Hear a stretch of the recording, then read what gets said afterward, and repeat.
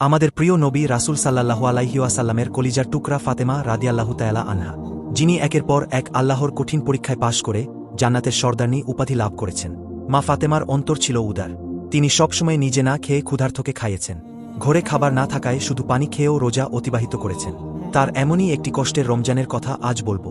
খোশ আমদেদ মাহে রমজানের আনন্দ মদিনার চারিদিকে ছড়িয়ে পড়ল। ঘরে ঘরে সবাই সেহেরির প্রস্তুতি নিচ্ছে। কিন্তু আমাদের প্রিয় নবীর কন্যা ফাতেমা রাদিয়াল্লাহু তাআলা আনহার ঘর ছিল নিস্তব্ধ। সারারাত ইবাদত করার পর ফাতেমা রাদিয়াল্লাহু তাআলা আনহা সেহেরি খাবার জন্য এগিয়ে গেলেন। কিন্তু তিনি জানতেন যে ঘরে শুধু পানি ছাড়া আর কোনো খাবার নেই। তাই তিনি একটু পানি পান করে আল্লাহর কাছে প্রার্থনা করে বললেন, হে আল্লাহ, তোমার সন্তুষ্টির জন্যই আমি এই রোজা রাখছি। তুমি যদি আমাদেরকে অভাব দাও, সেটাও তোমার রহমত। এই দোয়া শেষ হতেই মসজিদে নববী থেকে ফজরের আজানের সুমধুর সুর ভেসে আসলো, যেন সমগ্র মদিনাকে ইবাদতের জন্য জাগিয়ে তুলছে। ফজরের নামাজ শেষ হয়ে সকাল হয়েছে। মসজিদে নববী থেকে নামাজ শেষে সাহাবীরা বের হচ্ছেন, আর মদিনার চারদিকে লোকজন বের হয়েছে জীবিকা নির্বাহের জন্য। অতঃপর এই সাত সকালেই আলী রাদিয়াল্লাহু তাআলা আনহুও কাজের সন্ধানে বের হলেন। এদিকে বেলাও যত বাড়ছে, ক্ষুধার জ্বালাও তত প্রবল হচ্ছে। ফাতেমা রাদিয়াল্লাহু তাআলা আনহা ঘরের কোণে বসে আল্লাহর ইবাদত করছেন। এমন সময় হাসান ও হোসাইন রাদিয়াল্লাহু তাআলা ধীরে ধীরে মা ফাতেমার কাছে এসে কোমল কণ্ঠে বলল, আম্মাজান, আমাদের খুব ক্ষুধা লেগেছে, আমাদের কিছু খেতে দিন। ক্ষুধার জ্বালা আর সহ্য করতে পারছি না। এই কথা শুনে ফাতেমা রাদিয়াল্লাহু তাআলা আনহার চোখে পানি চলে আসলো। সন্তানদের এই আর্তনাদ শুনে তার হৃদয়টা হু হু করে উঠল, কারণ তিনি তো জানেনই তার ঘরে কোনো খাবার নেই। তবুও হাসিমুখে তাদের বললেন, বাবা, একটু অপেক্ষা করো, ইনশাআল্লাহ তোমার আব্বাজান অবশ্যই কিছু খাবার নিয়ে আসবেন। এটা শুনে শিশু হাসান এবং হোসাইন রাদিয়াল্লাহু তাআলা আনন্দিত হয়ে সেখান থেকে চলে গেলেন। কিন্তু তিনি নিজেও প্রচণ্ড ক্ষুধা নিয়ে আলী রাদিয়াল্লাহু তাআলা আসার প্রতীক্ষা নিয়ে ইফতারের অপেক্ষায় আছেন। তখন তিনি আল্লাহর কাছে দোয়া করে বললেন, হে আল্লাহ, তুমি আমাদের রিজিক দাতা, তুমি আমাদের রিজিক দাও, তুমি আমাদের সন্তানদের কষ্ট সহ্য করার শক্তি দাও, তুমি আমাদের ঈমান মজবুত রাখো। ঘরে এক টুকরো খাবার নেই, সন্তানরা ক্ষুধার জ্বালায় ছটফট করছে। কিন্তু এই কঠিন পরীক্ষার মাঝেও তার হৃদয়ে আল্লাহর প্রতি কোনো বিদ্রোহ নেই, কোনো ক্ষোভ নেই, হতাশা নেই। আছে শুধু ধৈর্য আর আল্লাহর উপর তাওয়াক্কুল। এদিকে প্রায় দুপুর হয়ে এলো, কিন্তু আলী রাদিয়াল্লাহু তাআলা আনহু তখনও কোনো কাজের সন্ধান পেলেন না। তখন বাড়ির কথা ভাবতেই আলী রাদিয়াল্লাহু তাআলা আনহুর চোখে পানি চলে আসলো।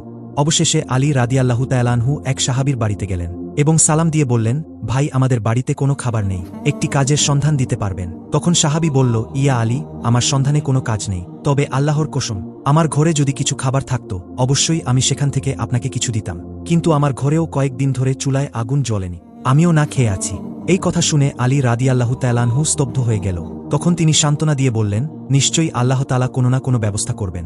অতঃপর আলী রাদিয়াল্লাহু তাআলা আনহু আবারও কাজের সন্ধানে বেরিয়ে পড়লেন। কিছু দূর যাবার পর মনে মনে ভাবল, শহরের শেষ প্রান্তে একজন ধনী ব্যবসায়ী বাস করে, তার কাছে গেলে হয়তোবা কোনো কাজের ব্যবস্থা হতে পারে। এই চিন্তা করে সে ধনী ব্যবসায়ীর বাড়ির দিকে যেতে লাগলেন। এদিকে ফাতেমা রাদিয়াল্লাহু তাআলা আনহা করুণ নয়নে দরজায় দাঁড়িয়ে আলী রাদিয়াল্লাহু তাআলা আনহুর বাড়ি ফেরার অপেক্ষায় তাকিয়ে আছে। ঠিক তখনই শিশু হাসান ও হোসাইন রাদিয়াল্লাহু তাআলা ক্ষুধার জ্বালা সহ্য করতে না পেরে তার কাছে এসে কোমল কণ্ঠে ফিসফিস করে বলল, আম্মাজান, আব্বাজান কখন আসবে?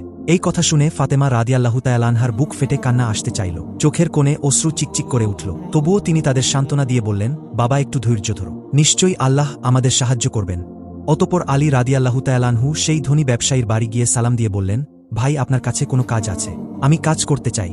সেই ধনী ব্যবসায়ী কিছুক্ষণ চুপ থাকার পর বললেন, হ্যাঁ, আমার খেজুর বাগানে কিছু কাজ আছে, তুমি সেখানে কয়েক ঘন্টা কাজ করতে পারো, কিন্তু আমার একটা শর্ত আছে। কাজের মূল্য হিসেবে আমি কোনো টাকা পয়সা দিতে পারবো না, আমি তোমাকে কিছু খেজুর দিতে পারবো। তখন আলী রাদিয়াল্লাহু তাআলা আনহু নিজের পরিবারের কথা চিন্তা করতেই হৃদয়টা কেঁপে উঠল, চোখে পানি চলে এলো। তিনি সঙ্গে সঙ্গে এই কাজ করার জন্য রাজি হয়ে গেলেন।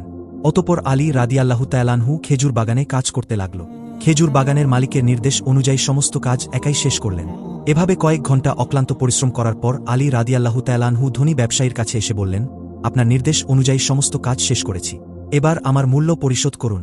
তখন ওই ধনী ব্যবসায়ী কতগুলো খেজুর আলী রাদিয়াল্লাহু তাআলা আনহুর হাতে দিলেন। খেজুর পেয়ে আলী রাদিয়াল্লাহু তাআলা খুবই খুশি হলেন এবং সাথে সাথে আল্লাহর কাছে প্রার্থনা করলেন, হে আল্লাহ, তুমি আমার রিজিক দাতা, তুমি যদি পরীক্ষা নিতে চাও আমরা ধৈর্য ধরব, কিন্তু আমাদের ঈমানকে মজবুত রেখো। দোয়া করার পর অতি দ্রুত তিনি বাড়ির দিকে রওনা দিলেন। অতঃপর আলী রাদিয়াল্লাহু তাআলা আনহু যখন বাড়ির কাছাকাছি চলে আসলো তখন প্রায় সন্ধ্যা হয়ে গেল। তাই মদিনার ঘরে ঘরে ইফতারের প্রস্তুতি চলছে।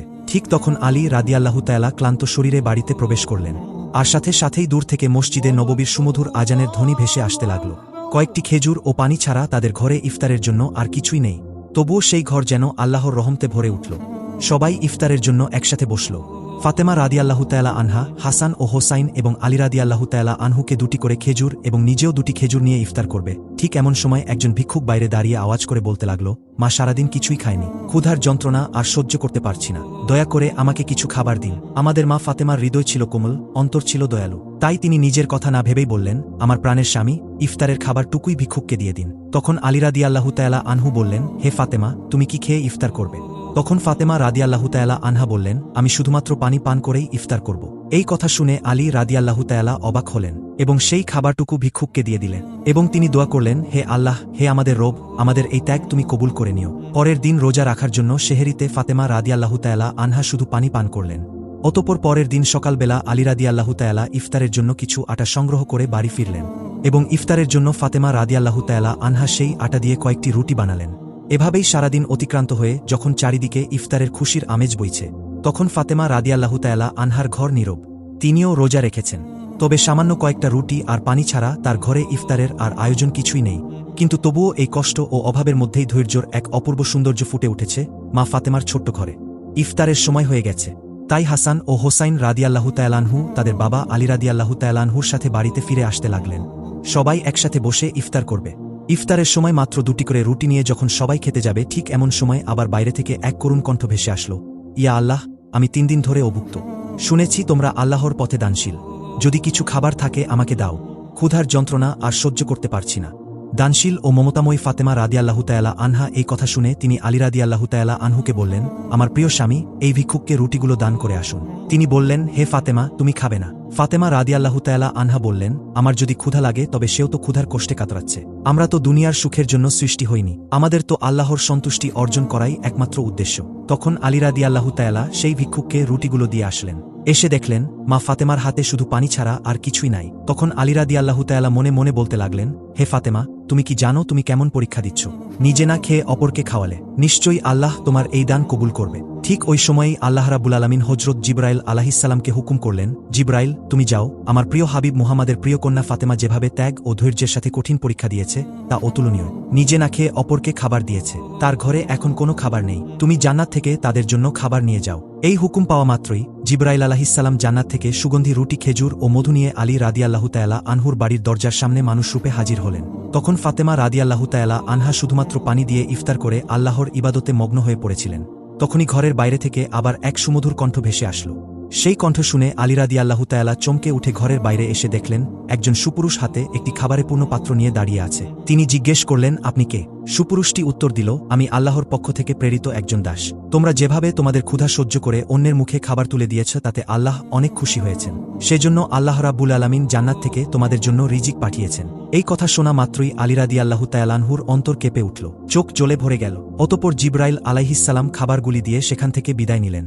আলী রাদিয়াল্লাহু তাআলা তখন খাবারগুলি নিয়ে ঘরে প্রবেশ করলেন এবং বললেন, হে ফাতিমা, দেখো দেখো আমাদের রব কত মহান, তিনি আমাদের জন্য জান্নাত থেকে রিজিক পাঠিয়েছেন। এই কথা শুনে ফাতেমা রাদিয়াল্লাহু তাআলা আনহা ধীরে ধীরে সেখানে এলেন এবং হতবাক হয়ে খাবারের পাত্রের দিকে তাকিয়ে রইলেন এবং ভাবলেন এগুলো কোনো সাধারণ খাবার নয়, এই সুগন্ধযুক্ত খাবারগুলো জান্নাতি খাবার। মহান আল্লাহ আমাদের জন্য জান্নাত থেকে খাবার প্রেরণ করেছেন। তখন ফাতেমা রাদিয়াল্লাহু তাআলা আনহা প্রার্থনা করে বললেন, হে আল্লাহ, তুমি কত মহান, তোমার করুণার জন্যই আমরা বেঁচে আছি। তখন শিশু হাসান ও হুসাইন রাদিয়াল্লাহু তাআলা সেখানে এসে বললেন, আম্মাজান, এই খাবারগুলো কাদের এবং কে পাঠিয়েছে? তখন ফাতেমা রাদিয়াল্লাহু তাআলা আনহা তাদেরকে বললেন, বাবা, এই খাবারগুলো আমাদের মহান আল্লাহ রাব্বুল আলামিন আমাদের জন্য জান্নাত থেকে পাঠিয়েছেন। তখন হাসান এবং হুসাইন রাদিয়াল্লাহু তাআলা বললেন, আম্মাজান, এটা কি সত্যি? তিনি বললেন, বাবা, এটা সত্যি, এই খাবার হচ্ছে আল্লাহর রহমত। বলতে বলতে ফাতেমা রাদিয়াল্লাহু তাআলা আনহার চোখে জল চলে এলো। তখন তারা সবাই মিলে আল্লাহর শুকরিয়া আদায় করলেন এবং বিসমিল্লাহ বলে খাবার খেতে লাগলেন। খাবার খেতে খেতে তাদের চোখ থেকে অশ্রু ঝরে পড়ল, কারণ এই খাবার ছিল আল্লাহর ভালোবাসার প্রমাণ। অতঃপর পরের দিন সকাল থেকেই সমগ্র মদিনার অলিতে গলিতে এই খবর প্রকাশ হয়ে গেল যে ফাতেমা রাদিয়াল্লাহু তাআলা আনহার ঘরে আল্লাহর পক্ষ থেকে জান্নাত থেকে খাবার এসেছে। এমনকি স্বয়ং রাসূল সাল্লাল্লাহু আলাইহি ওয়াসাল্লামও জানতে পারলেন। এই খবরটি পেয়ে অনেকেই অবাক হলেন, অনেকে আনন্দিত হলেন, আবার অনেকের ঈমান আরও মজবুত হল। কিন্তু অন্যদিকে অনেক মুনাফিক যারা সন্দেহপ্রবণ ছিল, তাদের এই কথাটি কোনো মতেই বিশ্বাস হচ্ছিল না। তাদের মধ্য থেকে একজন একদল লোকের কাছে গিয়ে বলল, তোমরা কি সত্যিই বিশ্বাস করো যে জান্নাত থেকে খাবার আসতে পারে? তখন ওই লোকগুলো বলল, আল্লাহ চাইলে সব কিছুই সম্ভব, কিন্তু শুধুমাত্র ফাতেমার জন্য কেন জান্নাত থেকে খাবার আসবে? এইসব সন্দেহপ্রবণ কথা ধীরে ধীরে মদিনার অলিতে গলিতে ছড়িয়ে পড়তে পড়তে যখন মুহাম্মদ সাল্লাল্লাহু আলাইহি ওয়াসাল্লামের কানে পৌঁছাল, তখন তিনি সবার উদ্দেশ্য করে বললেন, হে মদিনাবাসী, তোমরা কি বিশ্বাস করো না যে আল্লাহ তার বান্দাদের জন্য অলৌকিক ব্যবস্থা করতে পারেন? যদি আল্লাহ মেরাজের রাতে আমাকে জান্নাতে নিয়ে যেতে পারেন, তবে তিনি কি আমার কন্যার জন্য জান্নাতের খাবার পাঠাতে পারেন না? আমার কন্যা ফাতেমা জান্নাতের নারীদের সর্দারণী। আল্লাহ তাকে এই মর্যাদা দিয়েছেন এবং এটি অতুলনীয়।